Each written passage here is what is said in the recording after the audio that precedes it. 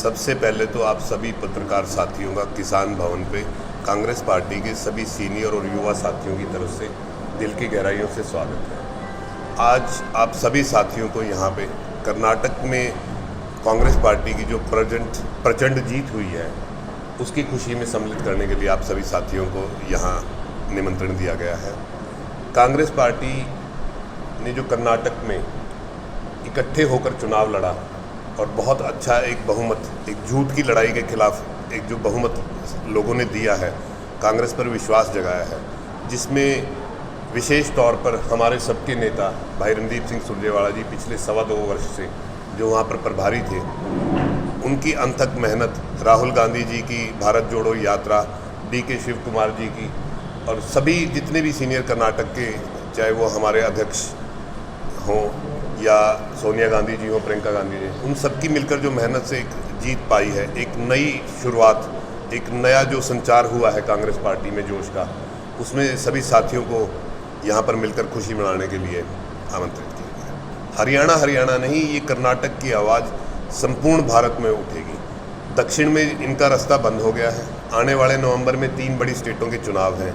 हम सभी साथियों को यही उम्मीद है कि सब मिलकर चुनाव लड़ेंगे, तो पहले छत्तीसगढ़, मध्य प्रदेश, राजस्थान और उसके बाद MP के चुनावों पर भी बहुत एक नया ही रिजल्ट और नया ही फैक्ट आने वाला है। वो कैथल से गए कहाँ हैं, पहले तो ये बताइए। हम सारे साथी किसके लिए बैठे हैं?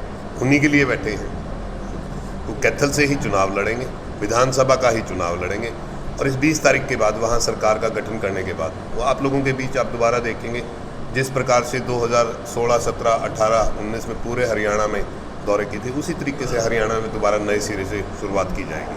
क्योंकि हमारे हिसाब से 1 वर्ष से भी कम समय रहा है चुनाव में, तो हम अपनी तैयारियां इस महीने से शुरू कर देंगे। नई स्ट्रेटजी, एक दुष्प्रचार किया जाता है कि कांग्रेस में, हरियाणा कांग्रेस में विशेष तौर पर धड़े हैं।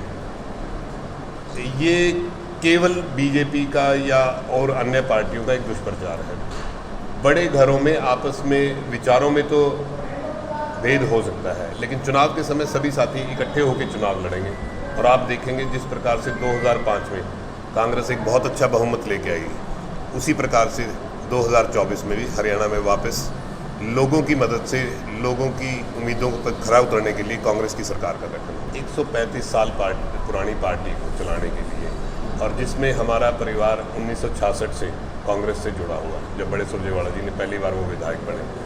पार्टी जिम्मेवारी देगी या परिवार जिम्मेवारी देगा तो अपना घर आपको छोड़ना पड़ेगा।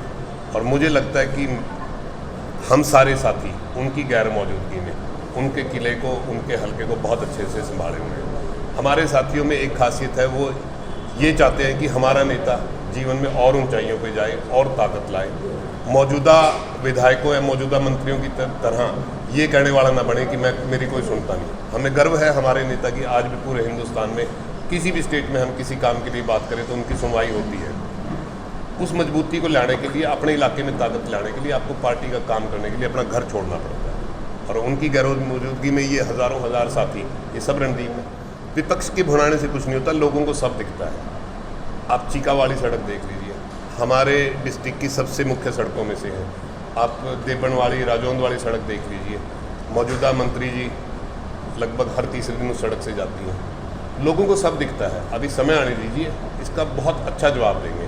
एक समय पर पूरे हरियाणा में कैथल का नाम होता था कि कैथल जैसी सड़कें, कैथल जैसी तरक्की कहीं नहीं है। आज सबसे ज़्यादा बुरा हाल है। अब गाँव की लिंक रोड देखिए, एक सिंगल लिंक रोड भी तो नहीं है जो बनी हुई, तो लोग इसका बहुत अच्छा जवाब देंगे। अब देखिए, और रही प्रदेश अध्यक्ष जी की बात, आप 2 दिन के लिए, 3 दिन के लिए कैथल आए, आप अपने विधायकों को तो अपने पास बुला नहीं सके, लोगों को कहाँ से बुलाएंगे? कुछ दे के गए, कुछ नया करके तो बताइए। वैसे फजूल में प्रोग्राम करने, हलकों में घूमने से क्या होता है?